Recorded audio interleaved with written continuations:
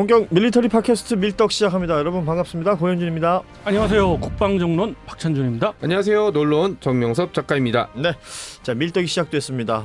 저희가 밀떡을 이제 녹음하거나 녹화하는 시점이 평소에 이제 오후에 뭐 아니면 오전 조금 그 점심시간 다 돼서 네. 만나곤 했었는데 오늘은 이제 꼭두 새벽에 네, 여러 일정상 꼭두 새벽에 만나다 보니까 방금 뉴스를 마치고 왔기 때문에 제 네. 복장이 굉장히 불량합니다. 네. 양해의 말씀 부탁드립니다. 예. 너무 멋지십니다. 밀떡과 전혀 어울리지 않는 복장을. 예. 국방부 대변인 같지 않아요? 그렇죠. 대변인. 예, 국방부 가본 적이 없어요. 예전에 이제 군 생활할 때 파견가 있었던 적은 있었는데 철 들고 나서 간 적이 없습니다. 별로 가고 싶지도 않고. 예. 국방부 가보셨습니까? 네, 전 가봤습니다. 가서 밥 먹어봤어요. 예, 그 옆에 있는 국방회관에서 밥을 먹어봤습니다. 좀 아쉽네요. 국방부 밥이 맛있다고 준 네. 기자들이 아주 소문이 자자하더라고요. 예. 자, 오늘 저희 밀떡 준비된 이야기 나눠봐야 되는데 비궁이라는 것을 이야기하기로 했어요. 일단 비궁이 뭡니까? 그 70mm 유도 로켓인데요. 일반적으로 로켓 하면은 비유도잖아요. 이 비유도가 바로 미사일하고 구별되는 가장 큰 특징이죠. 예. 근데 요즘 와서의 로켓은 대부분 또 유도가 된단 말이에요. 그래가지고 유도 로켓 그냥 표현은 합니다만은 그냥 아주 소형의 미사일이다? 이렇게 생각하셔도 될 정도로 소형의 미사일. 예, 유도 기능이 있고 그리고 일정 수준 이상의 사거리가 나오고 그리고 대량으로 운영을 할 수가 있고 무엇보다 이 로켓의 가장 큰 특징은 저가, 가격이 굉장히 저렴하다는 거예요. 그런 목표로 개발된 무기체계다. 이렇게 생각하시면 쉽습니다. 가장 최근에는 이제 미군하고 예멘 후티 반군 사이에 이 이슈가 있었던 거잖아요. 그렇죠. 후티 반군이 호르무즈 해협 부근에서 뭐 미국을 위시한 이제 나토국 또 더 나아가서 특정 국가를 지명하지 않아도 될 정도로 무차별하게 이제 공격도 하는데 이런 측면에서 미 해군이 나서서 이걸 이제 방어를 하려다 보니까 예. 아쉬움이 좀 있죠. 이 후티 반군은 굉장히 소형의 고속정이나 보트를 갖고 있어요. 이들이 만약에 좀 더 적극적으로 공격을 해서 미 해군에 접근을 해서 공격을 한다면 물론 그거 하도 당해서 뭐 이라크한테도 당하고 여러 그동안에 이제 90년대 말부터 해가지고 미 해군의 어떤 아킬레스 건이 있잖아요. 예. 그런 측면 때문에 방어에 문제가 좀 있지만 그래도 어느 정도 제한적이나마 방어를 할 수는 있는데 비군 같은 유도 로켓이 없다면은 대량으로 몰려드는 소위 말해 개떼전술이라고 표현하죠. 네. 예. 그럴 때의 대비가 사실은 부족하다라는 거죠. 그러니까 미군이 이렇게 무장을 보면 상대방의 동일한 형체의 적선, 적 항공기, 뭐 헬기 이 정도기 때문에 저도 보니까 만약에 그 좁은 해협에서 수백 척이나 수십 척의 자폭보트가 몰려왔을 때 이게 자폭을 하는지 공격을 하는지 모르잖아요. 가까이 오게 되면은 이걸 일일이 한 포를 쏘기엔 너무 부정확하고 그리고 미사일 뭐 하푼 같은 걸 쏘기에는 너무 체급이 안 맞고 그다음에 보통 하푼은 많아봤자 8발이기 때문에 8척 이상의 배가 몰려오면 하푼은 이제 끝. 그러면 이제 함대공 미사일 이걸 쓰는 경우도 있긴 한데 이것도 명중률이 만약에 떨어지게 되면 진짜로 보트가 가까이 붙어버리게 되면 미 해군으로서는 쓸 수 있는 무기가 없어질 수 있거든요. 이게 사실은 어떤 전장 환경에서 어떤 무기 체계를 사용한다라는 게 정해져 있는 건 아니지만 그 효율성이라는 건 있을 거 아니에요. 그렇죠. 그러니까 미 해군 입장에서는 난 등치가 큰데 조그만한 애들이 잔잔바리. 이 막 한두 놈 오면 이러면 끝날 것 같은데 와 그렇죠. 몰려서 온다. 이때 쓸 수 있는 무기 체계다. 그렇죠. 함포를 쓰는 무기 체계도 뭐 어떤 일정 수준 이상의 사거리가 필요하고요. 기존에 이제 해전이라고 하면은 1차 세계대전이 넘어가고 2차 세계대전만 하더라도 예. 상당한 거리에서의 교전이 이루어지잖아요. 근데 이것들이 지금 와서는 다양한 형태의 해전이 발생할 수 있고 소규모 국가나 해군력이 없는 국가에서 대규모 해군을 갖고 있거나 뭐 커다란 군함을 공격할 때에 이런 방식을 사용할 수가 있죠. 이런 개떼 전술이랄지 이런 방식을 사용할 수가 있는데 이거에 대한 대비는 현재로서는 없다. 그래서 미군이 비공을 산다는 거예요? 이게 참 역사가 좀 깊은데요. 어. 사실 미 해군은 진작에 이러한 그 필요성을 느끼고 있었고 그게 이제 90년대 말이죠. 그때부터 느끼고 있어서 이걸 준비해야겠다 하지만 미군의 가장 큰 단점 중에 하나죠. 자만감, 자신감. 엄청 넘쳐요. 전 세계에 내가 최강인데 누가 나를 건드릴까? 이런 게 있죠. 나 천조국이야. 그런 거. 예. 이 국방이라는 것은 조그만 거라도 우리 게을리해서는 안 된다는 걸 이런 것을 통해서 우리 느낄 수가 있는데 좀 교만했습니다. 그래서 계속해서 이런 부분에서 대비가 안 되고 딜레이 되다 보니까 2000년대 초반 가서는 이거 진짜 안 되겠다. 그렇지. 이게 난 이렇게 등치가 큰데 저렇게 조그만한 애들이 나한테 덤비겠어? 라는 생각이 있었겠죠. 그런데 또 하나 단점 중에 하나가 굉장히 저가로 만들어야 된단 말이에요. 그리고 유도가 돼야 돼. 이런 측면에서 기술은 있어요. 적외선 영상 유도를 할 수 있는 기술은 있는데 이 기술을 구현하고 굉장히 대량으로 만들고 그러려다 보니까 단가가 안 맞는 거예요. 그러니까 효율적이지 못하다는 거지. 그렇죠. 자기들의 목표치가 있는데 거기에 계속 못 미치는 거예요. 그러다 보니까 주저주저 하는 거죠.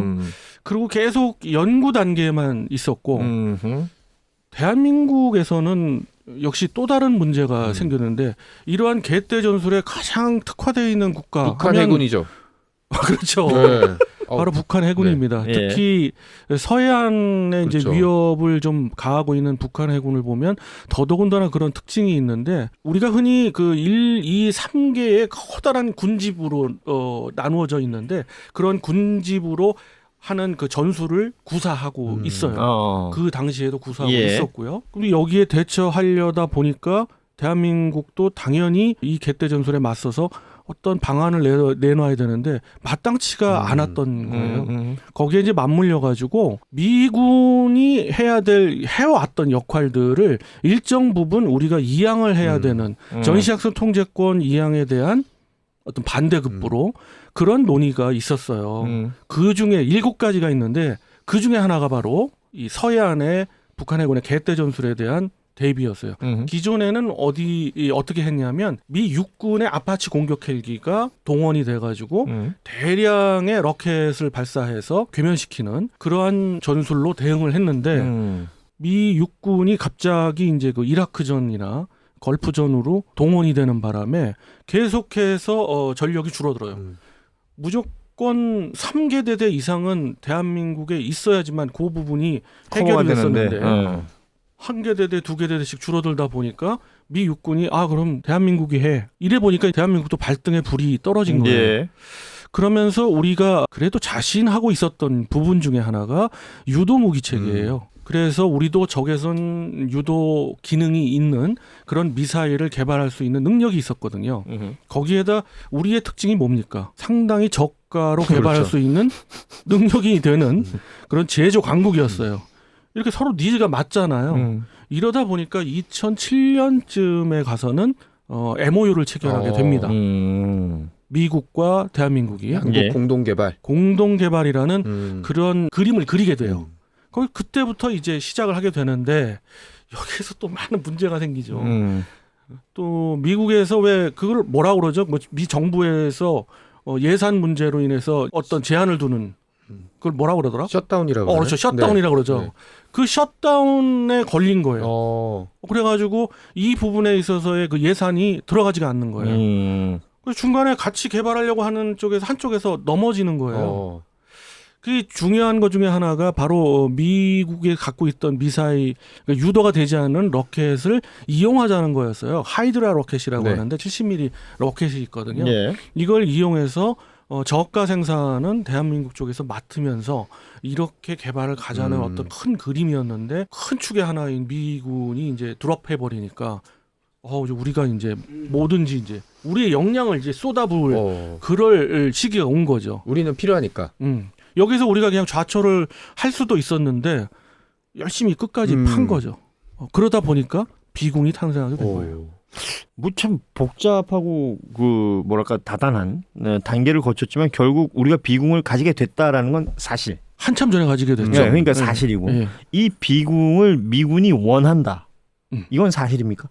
네, 미국은 그렇게 개발을 안 했잖아요. 네. 그러니까는 그런 무기체가 없었고. 아니, 그러니까 말 그대로 이번에 예멘 그 후티 반군 네. 때문에 비궁 있으면 괜찮겠다라고 생각을 할 텐데 그 전장만 있는 건 아니잖아요. 예를 들어서 지금 개떼 전술이라고 네. 표현하셨는데 호르무즈 해협에서 후티 반군만 개떼 전술을 펼치느냐? 미군이 펼쳐놓고 있는 뭐 전 세계 수많은 그 전장에서 비궁은 다른 데서도 쓰일 수 있는 것인가? 그렇죠. 비궁을 이용한 지상전에서는 바로 시가전에서 많이 쓰일 수가 있죠. 시가전에서. 네. 그리고 어떤 특정한 그런 병력 비궁이 크기가 어느 정도 돼요? 좀 상당히 작아요. 2m도 채 안 되는 길이를 갖고 1m 좀 넘는 한 뭐 요 정도 예, 되겠구나. 그런 길이를 갖고 있고 구경은 아까 말씀드렸던 70mm고 이러다 보니까 그리고 도심에서 이렇게 막 때릴 수 있다는 거네요. 그렇죠. 근데 이제 도심에서 때릴 때 왜 이게 갑자기 필요하냐? 뭐 예를 들어서 도심에서 때릴 수 있는 대전차 미사일을 만약에 쓴다고 봐요. 그러면 그 위력이 어마무시하잖아요. 네. 그런 소규모의 어떤 적성국의 국가를 갖거나 뭐 보병을 갖다가 네. 괴멸시킬 때 대전차 미사일을 쓸 수는 없는 노릇인 거예요. 특히 이제 시가지의 좁은 골목길에 저격수가 한 명 있다. 어디 숨어 있는데 이 건물에 민간인이 있을지 없을지 모르겠다. 그러면 건물 전체를 날려버릴 수가 없거든요. 그때는 저격수가 숨어 있는 창문만 날려버려야 되는데 소총은 닿지 않고 뭐 다른 무기는 너무 위력이 세면 지금 얘기했던 비궁이 딱 적합한 거죠. 그러니까 이렇게 때릴 거냐, 아니면 그러니까 막 여기 자체를 그냥 없애버릴 거냐. 이 정도에 대한 것들은 있는데 그 중간쯤. 그런데 이제 유도할 수 있어야 되고 또 일종의 그럼 정확도는 어떻게 돼요? 정확도 상당히 정확합니다. 그 명중 오차가 1m 정도라고 알려져 있는데 사실 실질적인 실험을 통해서는 1m 이하로 나타났고요. 이것이 이제 미국에서 원하고 있고 미국으로의 수출이 굉장히 좀 가능성이 있는 것이 최근 2019년부터 계속해서 시험을 하게 되는 과정이 있었어요. 한 8차례의 시험이 커다란 시험이 있는데 4차례가 대한민국 그 본토 우리나라에서 열렸고 나머지 4차례는 미국에서 하거든요. 근데 이제 우리나라에선 벌써 다 끝났고 그다음에 지금 미국에서 4차례 중에 3차례까지 갔어요. 이제 올해 7월 달에 마지막 시험이 있거든요. 이 시험마저 통과가 다 되면 올 연말에 가서는 대규모의 수출이 기대가 되죠. 그래서 이걸 개발한 모 업체도 아니죠. 이제 뭐 다 알려졌으니까 LIG 넥스원입니다. LIG 넥스원에서 지금 굉장히 그 입이 이만큼 벌어져 있을 거예요. 표정 관리해야 되겠네요. 네. 그러면 얼마 정도 되는 거예요? 양이랄까 아니면 이거 돈으로 가격. 환산한다면? 네. 네. 이게 벌써 미국에서의 실험이라는 거는 그냥 일반적인 실험이 아니라 미 해군에서 운영하고 있는 해상 작전 헬기에 탑재를 해서 거기에서 운영할 수 있는 모든 뭐 가망 인증이랄지 이런 것들을 전부 다 받은 상태거든요. 그런 거 정도까지 가서 되니까 한 뭐 상당한 수량이 될 것 같아요. 그러니까 어떤 수량, 어느 정도의 수량이라고 지금 알려진 건 없는데 엄청난 수량인 거죠. 그러니까 미군이 쓰는 무기가 이 무기가 된다면 검증되는 거잖아요. 다른 나라의 파급 효과는 어마어마하겠네요. 다른 나라도 그냥 필요한지를 봐야지. 사실은 참 애매한 무기 체계이기도 하잖아요. 그렇지만은 상당히 필요한 게 앞서 그 중동 국가들 중에서 이 후티 반군이나 또는 뭐 기타 이런 그 소규모 국가들을 상대하는 골치 아픈 국가들이 있잖아요. 그런 골치 아픈 국가들을 상대하는 나라들이 있잖아요. 떠오르시는 국가 있을 거 아닙니까? 저는 바로 떠오르는 게 사우디아라비아, 혹은 아랍에미레이트 뭐 이런 국가들일 텐데 이런 국가들에서는 진작에 벌써 우리 비궁을 도입을 했죠. 근데 이제 수출을 한다는 건 반가운 일이지만 앞서 저가형이라고 그랬잖아요. 그럼 조금 남는 거 아니에요, 혹시? 이게 참 여기까지 가서는 제가 이제 좀 여러 가지 이야기를 해야 돼요. 사실 방위 산업에서 우리가 좀 더 우리를 돌아보고 개선해야 된다고 할 때 제가 일성으로 이야기하는 부분들이 정확한 원가 계산을 가자 이런 거였는데 거기하고 맞물려 가지고 어느 정도의 뭐 상당히 남는 그런 장사겠죠. 그리고 또 대량 생산을 하니까 그리고 거기에 덧붙여서 말씀드린다면 이 방위 산업에 있어서의 뭐 마진율이라든가 이런 거를 굳이 따진다는 거는 좀 그래요. 왜냐하면 대전제가 나라를 지키는 데 필요한 산업이잖아요. 아니 내가 왜 이 얘기를 하냐면 미국은 자기들이 생각했을 때 단가 안 맞으니까 안 한 거 아니에요. 네네. 그래서 결국 수입을 하게 되는 거 아니에요. 네. 쉽게 말하면. 근데 예를 들어서 수입하는 게 더 싸게 맥힌다. 개발하는 것보다. 네. 그런 판단을 한 것으로 보이는데 제가 보기에는. 네, 맞습니다. 그러면 우리는 이렇게 생산해서 팔고 괜찮으냐. 이게 남는 장사냐. 뭐 요걸 좀 생각해 봤던 거고요. 근데 굉장히 남는 장사로 알고 있습니다. 그럼 장사로는 남는 장사인데 네. 결국 우리한테도 필요하니까 만드는 거잖아요. 그렇죠. 우리는 어. 벌써 실전 배치가 다 돼서 대한민국 해병대에 실전 배치가 돼 있고 그다음에 이거를 이제 좀 더 여러 곳에 쓰기 위해서 우리가 이제 가망 인증도 받아야 되고 뭐 여러 가지가 있잖아요. 항공기에 이제 그렇죠. 탑재해서 쓰려면. 근데 그럴 땐 돈이 들어가요. 근데 우리가 굉장히 일거양득인 게 이 모든 걸 다 어디가 해줘? 미국이 해주죠. 지금 미국에 해줬어요. 그렇기 때문에 특별하게 더 많은 비용을 들여서 우리가 다른 군종에 뭐 투입이 되거나 이럴 때에 굉장히 유리해져 버린 거예요. 다른 그리고 나라에서. 네. 다른 나라도 마찬가지고요. 뭐 굉장히 지금 급하게 필요한 국가, 뭐 예를 들어서 아까의 그런 국가들은 벌써 2016년 이후에 수출이 됐어요. 예. 지금 쓰이고 있어요. 네. 사우디 해양 경찰이랄지 아. 그리고 아랍에미리트의 소량이 들어가 있어요. 어허. 근데 이제 그게 이제 확대가 되겠죠. 그렇지. 뭐 상대적으로 국지전 같은 것들이 벌어지거나 그냥 속 시끄러운 사람들 있잖아. 이걸 뭐 어떻게 하지를 못하겠네. 그러니까 뭐 정규 군이라기보다는 테러 단체, 그 뭐 테러 단체나 아니면 비정규군. 국가 안에서도 왜 이렇게 자기들끼리 싸우는 애들 있잖아요. 예, 뭐 그럴 경우에 뭔가 유용할 것 같다라는 생각이 들고. 상당히 유용하죠. 이게 사정거리로 보면 7km, 8km 이하의 그런 교전 거리를 가지면서 아주 적당한 수준의 화력이 들어가야 돼요. 그리고 또 정확해야 돼요. 이런 모든 것을 갖출 수 있는 것 중에 한 무기체계가 바로 비궁이고 여러 국가에서 필요로 할 것 같고 각광을 받을 것 같고 이른바 가성비가 좋다. 가성비도 물론 좋습니다. 단가가 제가 파악하기에는 4천만 원 정도가 채 안 되는 걸로 알고 있는데 그러면 지금 뭐 괜찮다는 얘기 많이 했으니까 네. 앞으로 뭔가 더 발전해야 될 부분들도 있어요? 아니면 가격을 더 떨어뜨리는 게 낫다든지 달기 먼저냐 뭐 달걀이 먼저. 달걀이 먼저냐? 계란이 먼저냐 뭐 이런 네. 개념일 수는 있는데 그 유도 방식을 갖다가 달리할 수가 있어요. 유도를 예를 들어서 항공기에 투입을 한다 그러면은 반능동 유도도 상당한 정도의 이점이 있죠. 근데 그 미국은 좀 반대로 했어요. 반능동 유도 무기 체계에는 그런 저가형이 있는데 반면에 이런 적외선 영상 시커를 단 요런 무기 체계 중에 단가를 낮출 수 있는 부분은 없어요. 그것도 냉각 그 장치가 없는 비냉각 방식으로는 좀 단가가 너무 비싸요. 그래서 이제 뭐 대한민국 같은 국가를 이용한 거죠. 여기서 정확하게 말씀드리면 LIG 넥슨이 수출을 한다기보다는 미국의 어떤 법이 있잖아요. 국내에 무조건 법인한테 네. 조달을 하는 레이시온에 사실 수출을 하는 거예요. 그래서 레이시온이 미 해군에 또는 저 더 나아가서 미 지상군에 이제 납품을 하게 되는 거죠. 그것만 해도 대단한 게 제가 들은 레이시오는 항상 우리나라에 비싼 무기를 팔 때만 들었거든요. 근데 반대로 우리가 팔아는 거. 이게 음식으로 치면 박리담의 독점이잖아요. 그 음식 골목에 유일하게 생선구이를 파는데 6,000원에 생선구이에 돌솥밥에 된장국도 줘. 이렇게 얘기를 했는데 배고프다.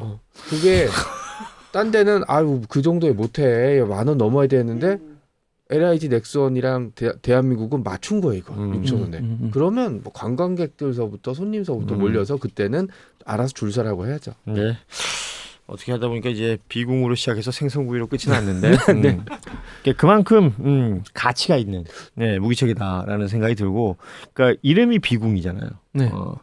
이게 뭔가 비수를 꽂는 궁 화살이라는 소리 아니에요?